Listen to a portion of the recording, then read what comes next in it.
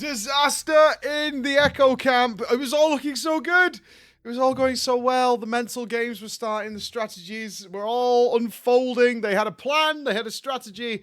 But we'll see how it's going to play out. Let's get into it. So yesterday it was all about Tindral. But like Echo had this weird breathing room, right? Liquid were kind of forced into a situation where they had to do some Tindral because they want to re-clear it after reset, but they also had to do their like Mythic plus 20s and all their chores because it's definitely going to the reset. So they had a weird day of like having to fulfill all that stuff. Now, thankfully, the plus 20s this time around, not a big deal for either guild. We're going to be able to smash those out in a couple of hours, 3 hours, something like that. Make sure they get those big vaults. They are going to have to do some story quest line and stuff to get their craftables. All that kind of stuff is going to have to happen. But other than that, it was another full day of Tindral prog for both guilds. Now, Echo have a little bit of an alteration to the plan. So they knew that they kind of have the advantage in that they had another full day of progress before the reset that Liquid don't. Also, the suspicion is that the fight won't be nerfed. I'm not on the camp of that, as we are like getting to the point where they're like 400 pulls for Liquid. Echo's probably going to be up there today. They're at like 250 or something like that. I think Blizzard doesn't want a 500 pull boss in the penultimate position. I think they might change it. Now, there's a little bit of a fear going around, and I think both Liquid and Echo, and I can't really speak for Liquid, obviously, are telling Blizzard, leave this alone. Because the reset is going to naturally nerf it anyway, but they might change the siege duration.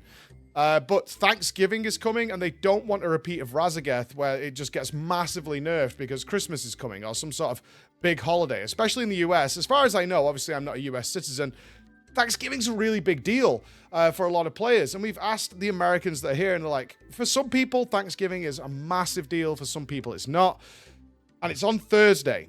So today is Tuesday, and Thursday is Thanksgiving, but we don't want a repeat of Razageth where they're just like, oh, well, we need you guys to finish because it's Thanksgiving, and a lot of the staff are going to be working. It's like, stop releasing the fucking raid when it's going to be a big holiday in like 10 days, right? Let's not do that. Let's just not have that situation, especially when you've created one of the most, for me, the most beautifully designed bosses I've ever seen in World of Warcraft. Like, every single progress point on this boss has been so carefully considered, so thought about, so prepared.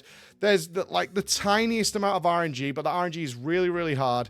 And they're just trying to, but they let the players manipulate it a little bit, except at the start of phase 3. So they give you that extra little bit of difficulty, but they also extend the life of the seeds so that even though you have that extra difficulty, you can still cope with it. Like, there's seemingly every single little element of this fight has been well conceived, well thought out.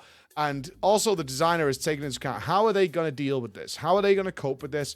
What are the options? And often Blizzard's run into this with creating massively awesome bosses is they forget some avenue, or they don't see some avenue that obviously the big brains in these players who have been doing this for years and years and years do see, and it somewhat trivializes part of the fight that's not supposed to be trivial and allows a much quicker and smoother path to progress.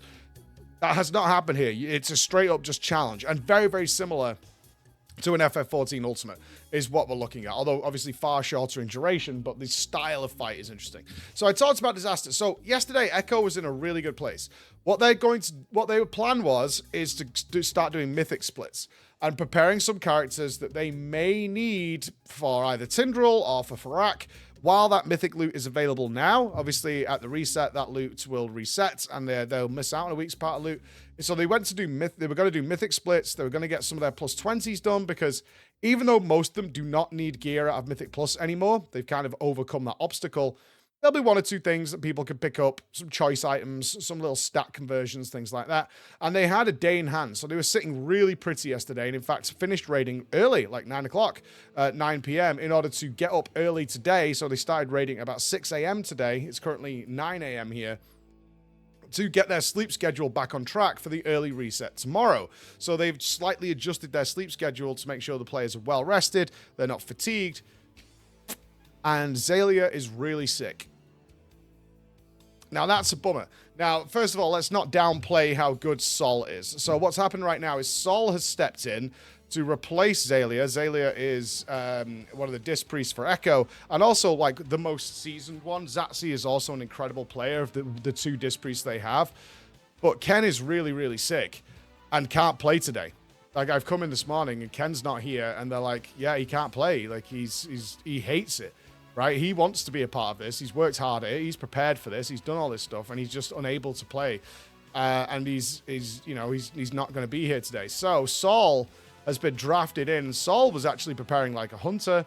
Now, Saul is old school, but Saul is just not as comfortable, as far as I know, playing Disc Priest. So he's currently playing Holy on a fight with enormous outgoing damage, where Disc Priest, having that extra barrier, having those extra shields, all that kind of stuff is really, really good.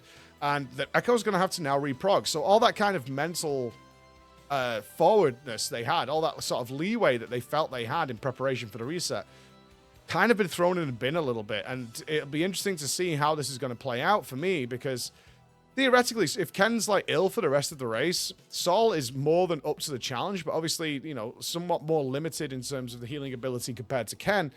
And this could be something that really hamstrings Echo. Could cost them the race.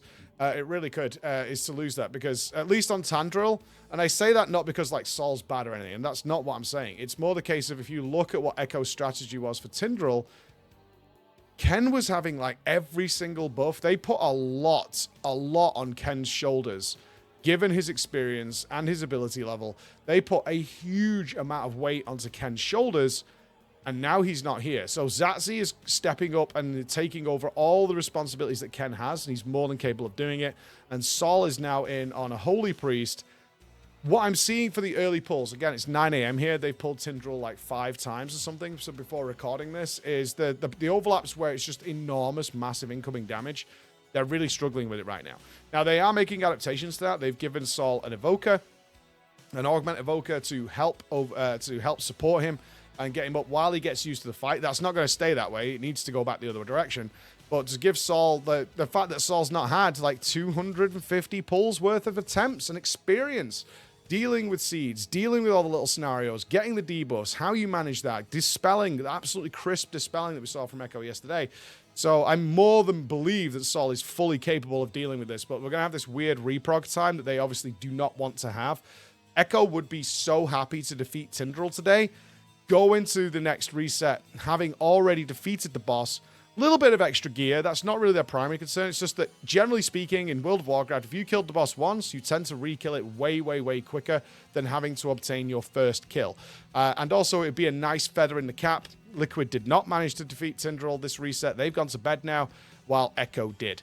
So that is something that Echo would love to have achieved, is like, yeah, we killed Tindral first reset. That gave us that little bit of extra gear, a little bit of an extra boost. Coming into the reset at 8 out of 9, trying to re-clear and going straight to Farak and getting on with things. So I don't know what's going to happen today. I'm actually sat here like hoping and praying a little bit that Saul is as good as I believe he is, and he's going to be able to adapt to it. Ryson, who is the healing manager, is going to be able to be like, okay, I'm dealing with a Holy Priest now. They're not pumping out the best numbers this tier, but Saul is significantly more comfortable playing that.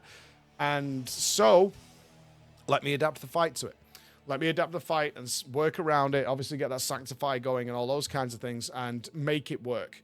And if that does pay off, we're crisp, we're laughing, we're smiling. And we should see Phase 3 pretty early. Right now, as I'm recording this, they're struggling at the Phase 2 overlap again because of the massive incoming damage, new players, all that kind of stuff. So fingers crossed, guys. But I've gone for, like, this whole race has been such a roller coaster. It went from like, oh my god, like these bosses are just falling over and, you know, like, what's happening, to, holy shit, now we've got yourselves a war. Now we've got a massive war. To, wow, Echo's kind of getting in a really good position now. They've finally taken the lead. They're finally getting to blind raid, which is just awesome for Echo. They're in such a comfy position. And I did an interview with Mirez yesterday where he was like, yeah, we're blind raiding now. This is excellent. This is exactly what we want. To coming in today, and it's like, oh my god, we've got a little bit of a pube in the salad that's, Ken being ill. So fingers crossed, obviously not just for the race, but Ken's health. Not sure how much, I don't know, I haven't spoken to Ken of how much he pushed it before he was like, I can't play anymore, right? I need a break. Or whether, I'm not digging deep. I'm not digging deep into it. So my hope is that Ken is like, I'm really unwell. Give me a day of just away from the screen to get myself back in for the reset so we can game on. Or whether he's going to be down for a few days, in which case, obviously, We want Ken to get better as quickly as possible. Because for his own health reasons. The race is the race. It's whatever. There's backup players to come in. But that's what we're hoping for. So that's where we're at today. Man, every day is a new thing. Every day is a new thing with this race. Every single day. And tomorrow it's the reset. Who knows what that lies? Will this boss be nerfed? Will Blizzard just say, go for it? You guys keep asking us to leave it alone. All right. Will Thanksgiving come into play? Will the reclears be okay? Probably. I think so. Who knows, dude? Check in tomorrow and I'll keep you up to date. Bye, guys.